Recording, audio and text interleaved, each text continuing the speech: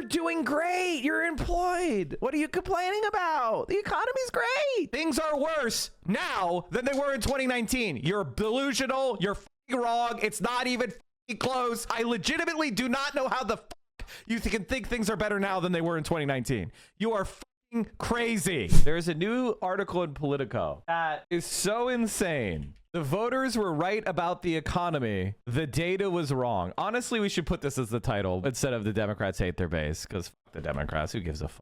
All right, voters were right about the economy. The data was wrong. Before the presidential election, many Democrats were puzzled by the seeming disconnect between economic reality as reflected in various government statistics and the public's perceptions of the economy on the ground. Many in Washington bristled at the public's failure to register how strong the economy really was. For the longest time, unemployment rate was a great way to measure the economy because when you got a job, it paid a good wage. Because we had strong unionization, wages were growing faster than inflation. So having a job meant you were probably okay. Even if you had a shitty job, it would pay you enough to have a, studio apartment. You'd be able to fill the fridge. You'd be able to afford to take a bus, maybe go to a movie once in a while, hang out with your friends at the local dive bar.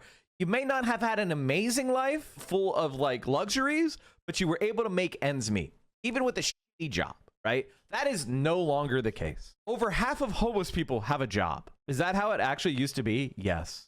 When your parents were growing up, a married couple that both had a full-time job could easily afford a home in a desirable city. I mean, you could still see it today. You could go into neighborhoods in Los Angeles right now where homes go for $3 million, knock on the door of a house that's been around for 20 years, 30 years, 40 years, and you'll find a teacher and a bus driver in there. If you go to the house that was just purchased, it's somebody with some high-flying job. What it takes to be in the same neighborhood as your parents is almost incomprehensible. Toggling between the two has led me to be increasingly skeptical that the government's measurements properly capture the realities defining unemployment, wage growth, and the strength of the economy as a whole. These numbers have time and time again suggested to many in Washington that unemployment is low, that wages are growing for middle America, and that to a lesser or greater degree, economic growth is lifting all boats year upon year. When traveling the country, I've encountered something very different. Cities that appeared increasingly seedy, regions that seemed derelict. And then I began to detect a second pattern inside and outside DC. This is objectively true, and it's true everywhere. America is a shit hole. You know what has made me even more confident in this? The experience of being in Austria, and then comparing that to being the experience of being in Philadelphia or Los Angeles or Vegas or anywhere. It's night and day.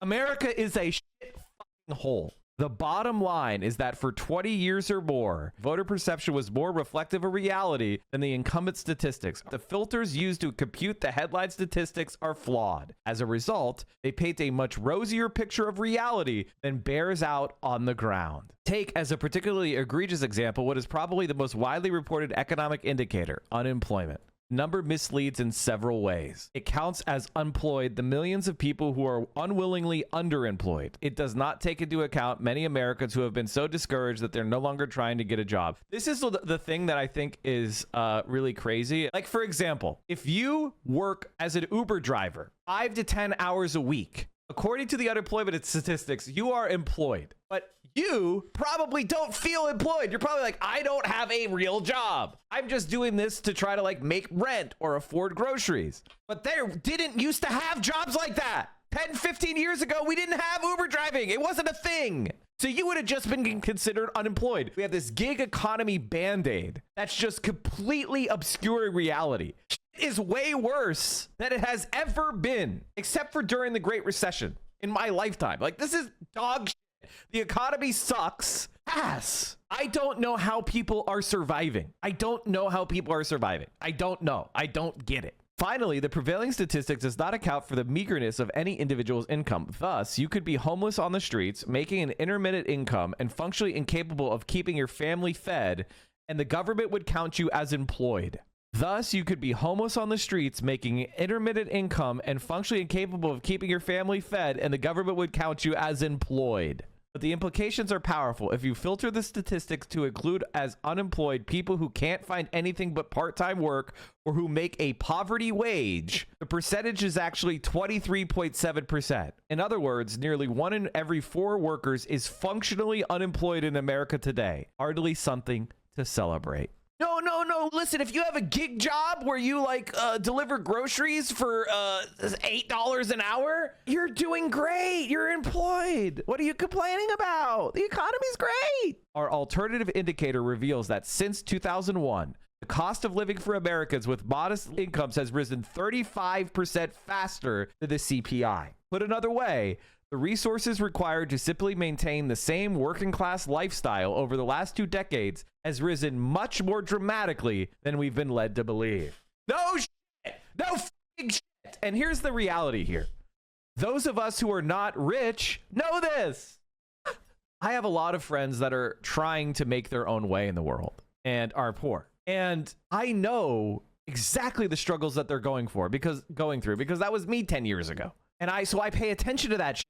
I'm not in some fucking bubble of upper middle class largesse. Like, the idea that the economy was good is an insane belief that I couldn't believe so many people online were saying. And then I realized the type of people that are talking about politics have a lot of free time. Taking all of these statistical discrepancies together, what we have here is a collection of economic indicators that all point in the same misleading direction. They shroud the reality faced by middle and lower income households. We have it in our grasp to cut through the mirage that led Democrats astray in 2024. The question now is whether we will correct course. And the answer is they won't. The answer is they won't, because the Democratic Party is the party of the upscale, college-educated suburbanite, the people for whom the economy has served quite well. But for everyone else, fuck you. And that's why the Democrats hate their voters. Will Standstill is trying to argue that the article we read in Politico by a extremely qualified economist talking about how he developed new methods of understanding underemployment, and he tried to come up with a new inflation measure that actually talks about like the things that you spend your money on instead of yachts and jewelry, you know, the stuff that price increases actually affect you, like food and clothing and housing. No.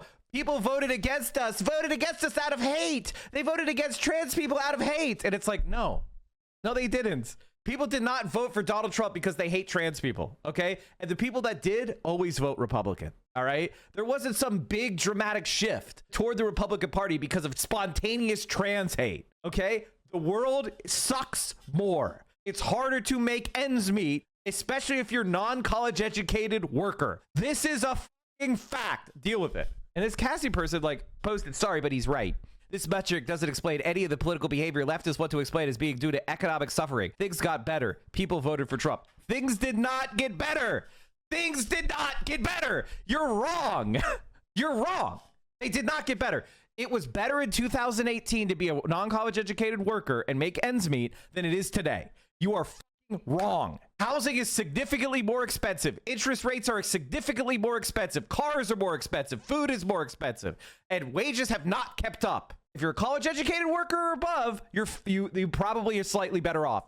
For the people that shifted the most toward Trump, it is not the case. These are not people becoming right-wingers because they hate trans people spontaneously. This is anti-materialist, and it's nonsense. What is used to Will Standstill's argument that even using their new metric of underemployment, it's still lower and was trending down after COVID because the wages are not keeping up. Wages are down. Cost of living is up. People have these gig work bullshit jobs they can take, so they're technically considered underemployed, which before, when you were underemployed, you didn't have gig work in 2010. So if you were underemployed in 2010, it meant you had a traditional part-time job. Now we have underemployment being expanded for gig work. Bullshit gig work. It's totally different. I'll show you. I'll explain it to you very clearly. 2019, median household income to price ratio, 5.5. Now it's the highest ever, 7.2. So basically, what this means is houses have gone up like 50% in price. Things are worse now than they were in 2019. You're delusional. You're